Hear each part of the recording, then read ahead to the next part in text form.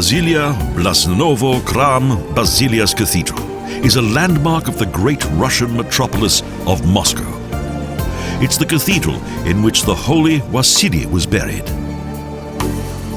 This famous sacred building was built under the command of Muscovite Grand Duke Ivan IV.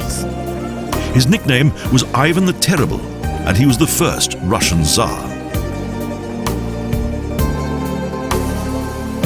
The cathedral is typical of Muscovite national design, a red brick monument and an accumulation of onion-shaped domes. It was a time when the mainly Islamic Tatars were suppressed and when the church celebrated their defeat, a triumphant building of religious faith.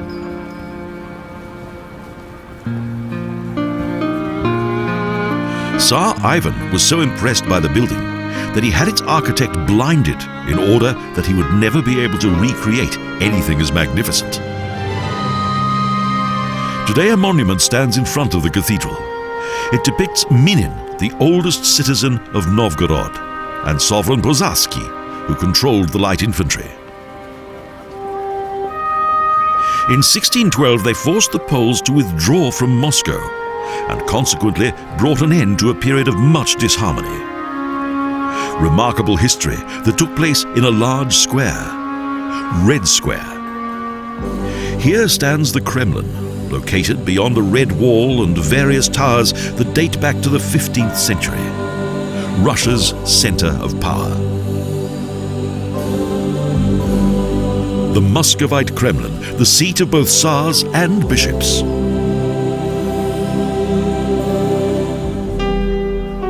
Outside the walls is the large square that was once both a marketplace and a place of execution.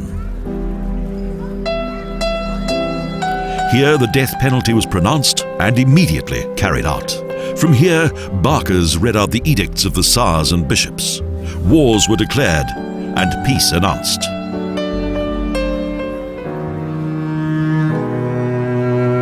In the external fortified wall is the mausoleum of Vladimir Ilyich Ulyanov, better known as Lenin, father of the Socialist Soviet Union.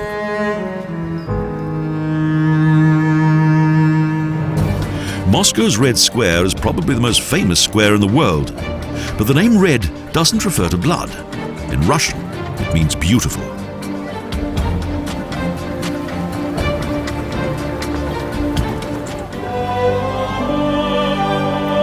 In the 1990s, at the northern edge of the square, the Church of the Mother of Kazan was rebuilt with the help of charitable donations. Resurrection Gate separates Red Square from Manege Square.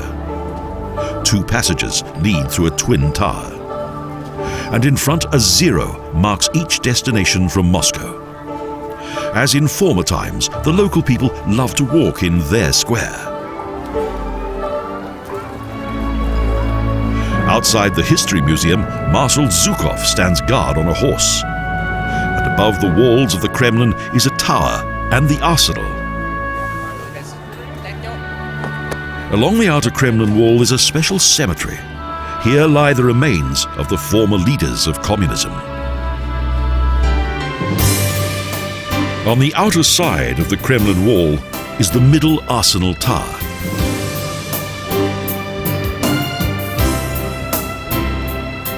And behind it, the arsenal, the fortress former armory. Next to it is the Alexander Garden with its trees, lawns and a fountain with an equestrian statue, the last remaining green spot outside the Russian center of power. The Kutavya Tower announces the entrance to the Kremlin. It extends across a bridge. From here, the Kremlin can be entered through a gate in the Trinity Tower. The word Kremlin means fortress.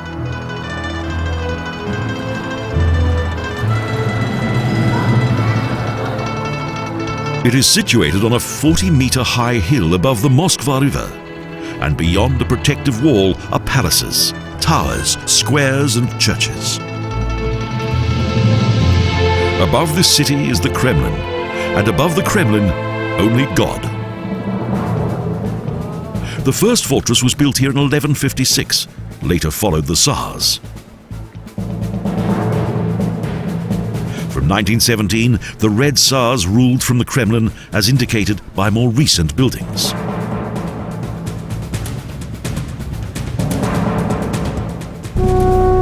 The huge Tsar cannon at the entrance to Cathedral Square also has its own history. In 1586, the 40-ton cannon was built. It was never used, but it became famous due to its mention in Tolstoy's novel War and Peace. The youngest son of the Rostovs sat on this cannon. Cathedral Square is the center of the Kremlin, in which its oldest cathedral is that of Uspensky Sobor, the creation of Italian architect Fioravant. It is shining white and has 5 golden domes, a successful combination of old Russian architecture and Italian Renaissance. That was exactly what Ivan the Terrible desired. His construction of the Kremlin marked the beginning of the city's history. Here was the city's primary cell, and for centuries Russia's spiritual and political center. The Facette Palace was also the creation of Italian architect Fioravant. Here, Russian history was changed forever when the members of the Russian royal family were assassinated. Tsar Peter the Great witnessed this event and subsequently founded St. Petersburg, his new capital city from where he later reigned. Many Tsars left their traces here, as indicated by varied building styles. Thus, Rizopoloshenski Sobor was built by master craftsmen from Pskov. It was the time when Ivan ended Mongol rule and married the niece of the last Byzantine emperor. Moscow became the third Rome.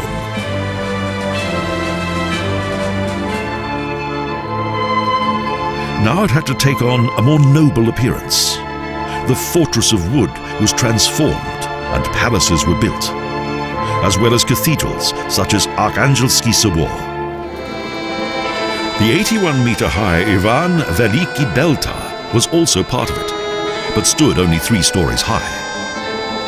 The vinyl tower was constructed later by Boris Godunov, but the bell tower has no bell.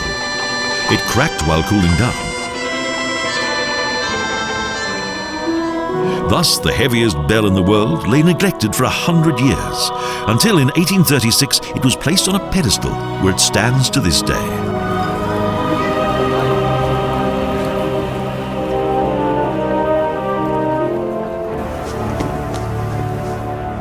It's difficult to imagine that a simple hunting hut of sovereign Yuri von Sustal became one of the most monumental complexes in the world.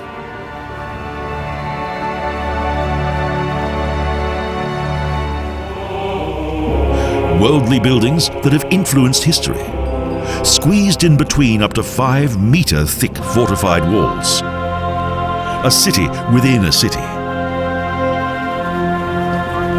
The embodiment of supreme power and of the former power that once stretched over the largest country on earth. All this becomes evident when, in Cathedral Square, in front of the huge Kremlin Palace, massive military parades take place. A symbiosis of both church and state made the creation of Russia possible. And the Kremlin has always been at its very heart.